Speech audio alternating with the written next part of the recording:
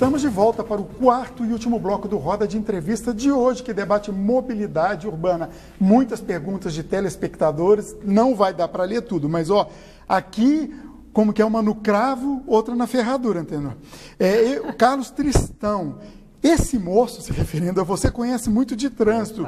Ele deveria ser nosso representante no trânsito, mas nem tudo são flores. Olha só, é lamentável que o Antenor, esse professor auto-intitulado de especialista em trânsito teórico e desinformado, venha a público defender a indústria da multa. Não se esqueça que ele derrotou o Pedro Wilson da reeleição a prefeito de Goiânia com aquela chacota de 30-40, 40-30 da Rua 90. E o Íris Rezende agradeceu. João Elias, sua pergunta, João Elias, e senador Canedo. Antenor. Olha, afora os adjetivos, porque a questão não é pessoal, nós estamos discutindo política pública, é um juízo de valor, a gente tem que respeitar o juízo de valor do nosso telespectador. Mas tem um fato, eu posso informar. Até então, enquanto eu estava no governo, eu disse que eu saí faltando 45 dias para terminar a gestão, o Pedro foi eleito, ele passou para o segundo turno. Foi eu sair, ele perdeu o segundo. Então, se você pode fazer juízo de valor sem nenhum conteúdo, digamos, científico que prove, né, se tem uma pesquisa, uma avaliação política mais criteriosa, eu também posso fazer o meu juízo de valor. Mas o fato é que eu me dediquei muito, a administração do professor Pedro Wilson foi muito conceitual e não por menos nós tivemos 4 prêmios nacionais na gestão do trânsito aqui em Goiânia. Na verdade, o trânsito, ele só tem piorado, né? Claro, mas tem piorado porque... Falta fiscalização.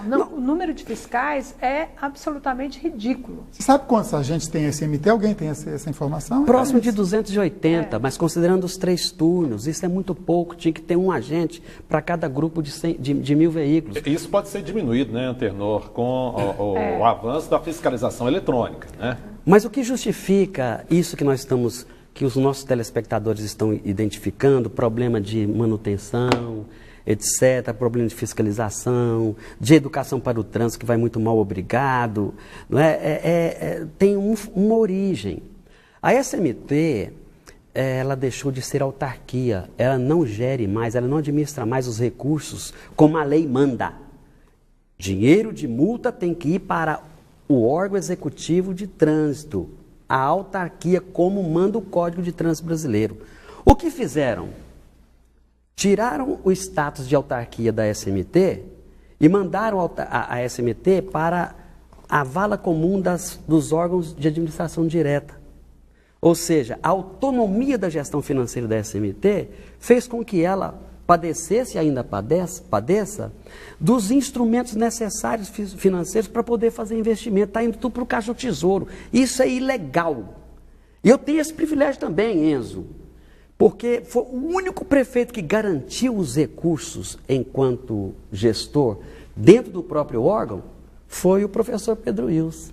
E um pouco o Íris Rezende, que o sucedeu, mas logo, né, transformaram a SMT em um complexo que totalmente desidratado financeiramente e tecnicamente. Tínhamos 8 sedes, hoje nós temos 3, a SMT.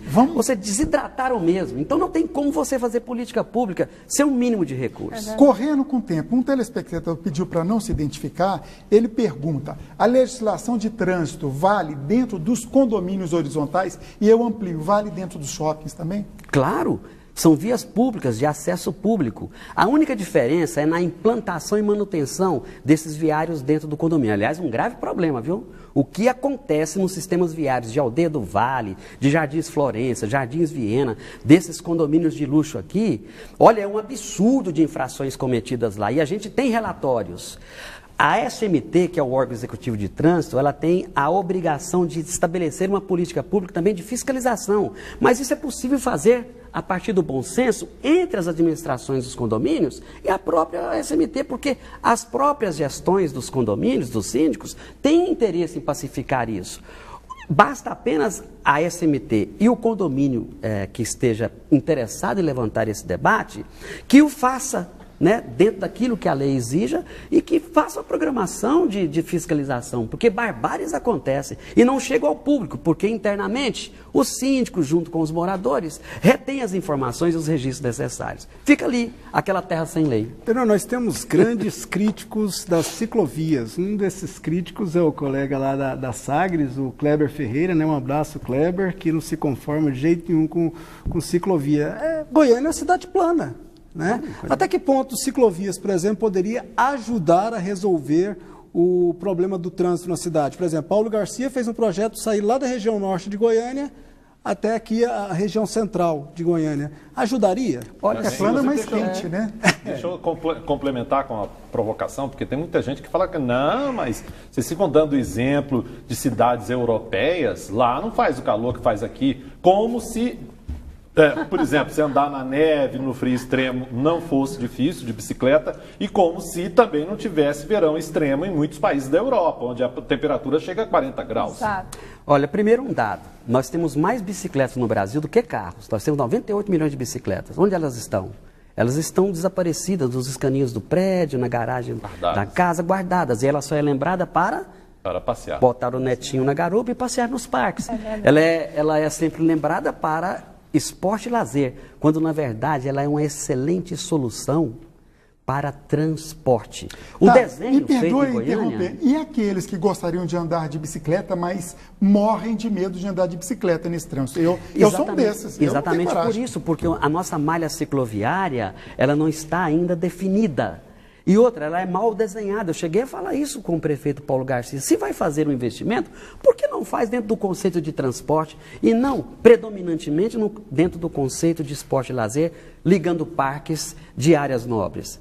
Ora, a estratégia da administração de então era sair dessa região mais do centro expandido para as periferias, quando na verdade os exemplos que são bem-sucedidos, aqui de novo na América Latina tem muitos, Bedeli é um deles, né? É o contrário, é você pegar a periferia e estimular a periferia a usar, as pessoas que moram na periferia, usar até o próximo terminal. E isso tem critérios técnicos, Petros. Tem critérios técnicos para se desenvolver isso. O mais fácil nós temos, que é você fazer a infraestrutura e pintar. O mais difícil nós não fazemos, e estamos devendo isso, que é fazer um plano de gestão cicloviária e um plano de estímulo ao uso da bicicleta. Isso falta. E nós precisamos sim de aproveitar a topografia, a geografia, né, da cidade de Goiânia para ampliar, inclusive, a boa e importante política pública das bicicletas públicas, que é muito fundamental também. Bom, olha só, o Normando do setor Bela Vista, ele é compositor de músicas educativas e gostaria muito de ir para as ruas cantar e fazer músicas para ajudar a instruir as pessoas. Uma boa dica vale até uma reportagem. O Edinaldo quer saber onde vai o dinheiro das multas. E o Natan Félix do setor Grande Retiro parabeniza o programa. Para o Edinaldo, para onde vai o dinheiro das multas? Rapidinho para a gente vai para onde não deveria. Já comentei aqui alguns minutos atrás. Está indo para o Tesouro Municipal, quando na verdade tinha que ir para o caixa do órgão executivo de trânsito, que teria que ser uma autarquia, como foi antes. Quando estiver lá indo para Tesouro Municipal, não volta, como manda a lei, para os necessários e indispensáveis investimentos. Desculpa, Zé Luiz, isso explica as faixas apagadas, os semáforos todos assim com problemas frequentes, isso explica tudo. Agora, eu quero fazer uma pergunta rapidamente a respeito do radar móvel. Nós temos uma polêmica aqui no estado de Goiás, onde o governador Ronaldo Caiado acabou com um contrato que tinha com uma empresa, alegando que a empresa ganhava muito em cima. Isso não poderia ser substituído por radares móveis nas mãos dos policiais rodoviários estaduais?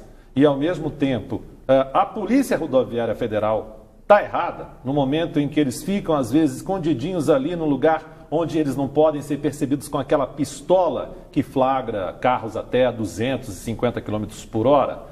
O que diz o nosso Código de Trânsito Brasileiro a respeito do radar móvel? Ele precisa ser avisado, ele tem que estar de uma maneira ostensiva sendo visto pelo motorista? Olha, eu acho um retrocesso você suprimir essa tecnologia que é importante para a preservação da segurança das rodovias e também nas manchas urbanas. Se há algum problema no que se refere a contratos, algum problema no que se refere à técnica exigida, e é muito criteriosa a legislação quanto à implantação e manutenção dessas políticas de fiscalização por eletrônicos, é muito rigorosa, exige estudos, exige transparência absoluta. Se há problemas, vamos corrigir. Não vamos mas suprimir. pode ficar escondido, sem aviso? Não pode, a legislação não permite isso. Também eu acho que não é necessário, isso é uma discussão, até uma discussão acessória, né? O que pode, e o que está dizendo na lei, é que você tem que obedecer a velocidade máxima permitida, garantida pela sinalização. E se ela não houver, respeitar a hierarquia que você, condutor, deve obrigatoriamente conhecer, porque você tem a CNH. Aquilo que você falou, foi formado. Não pode, o que precisa é de bom senso. Os radares móveis são importantes, principalmente para situações eventuais, como festas, como uma vaquejada, como alguma situação de obras públicas, enfim. Aquele pessoal que vai numa festa e sai bêbado na BR, né? Olha só, o Anderson do Goiânia 2 acha realmente que o problema é a educação do motorista. Outro, o telespectador, nosso tempo está acabando, o Flávio, concorda, tem que investir em tecnologia, realmente investir.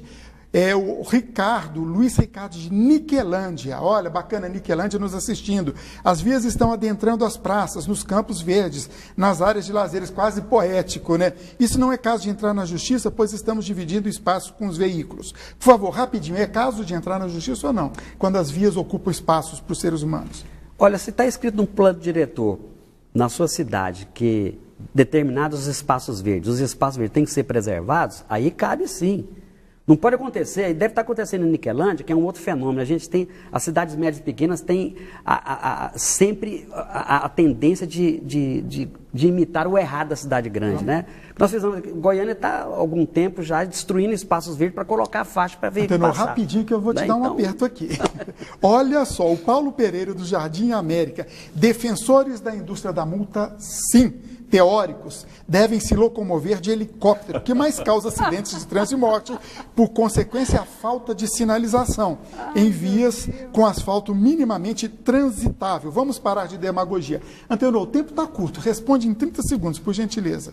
Mas nós já respondemos isso, é uma opinião, né? E as evidências científicas provam exatamente o contrário. A gente dá opinião para o outro, né? O Darcy Gomes, do setor oeste. Estou adorando o Roda de Entrevista. Pessoal muito preparado. Também concordo que poderíamos otimizar o eixo Anhanguera. Carlos Tristão, o trânsito Gato Preto foi obra dele. Ele que queria construir um viaduto. É obra sua, o Gato Preto? Não, é o contrário. Queriam construir um viaduto e nós provamos que poderíamos, com mais inteligência e menos recursos, fazer o que até hoje funciona. Esse que é o problema. Nós temos também esse problema de viaduto, né? A gente quer criar viaduto. Nós queremos um viaduto para resolver o problema do trânsito. Não existe isso. Isso é só em país subdesenvolvido como o nosso. Olha só, outro, Samuel do setor Bueno. Sou contra a ciclovia que atrapalha o trânsito, porque hoje se tornou ecológico andar de bicicleta, ou seja, favorecer a classe alta, daí se criou uma nova modalidade de lazer. Andei muito de bicicleta no passado, porque ninguém respeitava o ciclista. Daí hoje temos que engolir eles atrapalhando o trânsito caótico. Samuel do setor Bueno. Concorda? Não concordo. Isso, inclusive, é preceito mundial, né? Isso está previsto na Política Nacional de Mobilidade Urbana. Isso tem que estar inserido no contexto da cidade. Se o Petras prometeu uma pergunta rápida e o Antenor a resposta mais rápida. A gente falou tanto em transporte coletivo e não falamos das obras do BRT, que estão aí se arrastando há algum tempo. Vai ajudar? Você já respondeu. O seu verbo arrastar muito bem caracteriza e prova o quanto o transporte público coletivo é colocado como segunda, terceira, quarta opção nas decisões que tratam da mobilidade urbana nas cidades brasileiras. Não tem justificativa de termos tanto tempo gasto, perdido, para se concluir uma obra tão importante e vital para toda a região metropolitana de Goiânia. Bom, ok, o nosso tempo acabou, já me avisaram aqui, eu agradeço muito o Petras Souza, Rádio Sagres 730, muito obrigado. Boa noite para você, Zé Luiz da Interativa FM, muito obrigado, boa noite. Malu Longo, Jornal Popular, muito obrigado, boa noite. Obrigada. Atenor, 15 segundinhos, recado final, já está dado? Muito obrigado a vocês pelo convite, pela deferência, aos telespectadores. E eu estou muito feliz de ter podido participar dessa mesa tão qualificada e especialmente junto de vocês que tiveram essa tolerância com a gente. E agradeço a alguns dos nossos telespectadores, a Edith, secretária do doutor Roberto Freire de Alvarenga, cardiologista, eles que nos assistem, do casal Luiz Carlos Lopes e Luciana Finholt, que essa noite também estão nos assistindo. Uma boa noite para você e para todos que nos assistem. Voltamos na próxima semana. Até lá.